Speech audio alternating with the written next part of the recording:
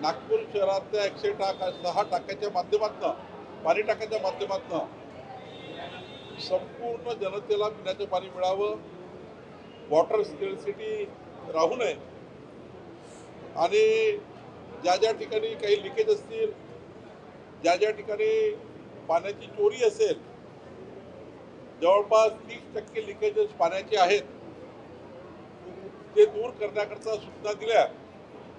महिन्याभराच्या आतमध्ये साधारण नागपूर शहर जिल्ह्यामध्ये पिण्याच्या पाण्याचा प्रश्न सुटेल। आज तातडीच्या उपाययोजना करायच्या आणि महिन्याभरामध्ये कायमस्वरूपी उपाययोजना करायच्या।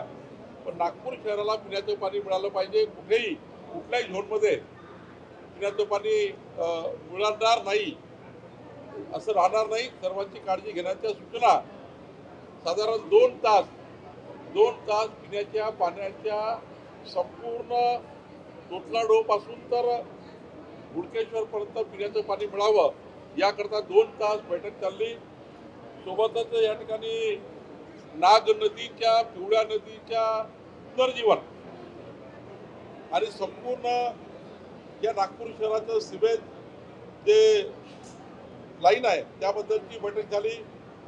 सोबतच कोरा नदीचं पुनर्जीवन याबद्दलही बैठक झाली आणि या ठिकाणी सोबतच नागपूरमध्ये जे मेडिकलमध्ये कॅन्सर हॉस्पिटल आहे, कॅन्सर हॉस्पिटलला जवळपास 100 कोटी रुपयाची जे गरज आहे। काल माननीय देवेंद्र फडणवीसजींनी जसं आपलं सुरुवात केलं की नागपूरच्या कॅन्सर हॉस्पिटलचे टीबी वॉर्ड जवळ बनणार आहे, त्या बिल्डिंग करता जवळपास 100 कोटी रुपये लागणार आहे। ते 100 कोटी रुपये जुलैच्या बजेटमध्ये नागपूरला मिळेल याची सूचना माननीय गडकरी साहेबांनी दिली आहे। आणि नागपूरमध्ये जे आता बर्डीवर जे 500-600 जे काही हॉकर्स त्या ठिकाणी काढण्यात आले त्याची पिटिशन सुरू आहे, हायकोर्टाची केस सुरू आहे। त्याबद्दल आज काही बोलणे योग्य होणार नाही, पण माननीय गडकरी साहेबांनी सूचना दिल्या आहेत माननीय कमिशनरला की जे हॉकर्स आहेत, या हातावरून या हातावर खाणारे जे लोक आहेत त्यांच्याबद्दलचा त्यांच्या रोजीरोटीचा विचार केला गेला पाहिजे। याकरताही सूचना माननीय गडकरी साहेबांनी दिल्या आहे। अनेक काही मोठ्या प्रमाणात वेळेवर विषय आले आहेत। NIT संदर्भाने, NMRD संदर्भाने नागपूरमध्ये नागपूरमध्ये नवीन नागपूर विकसित करण्याकरताही काही चर्चा या ठिकाणी झाली आहे।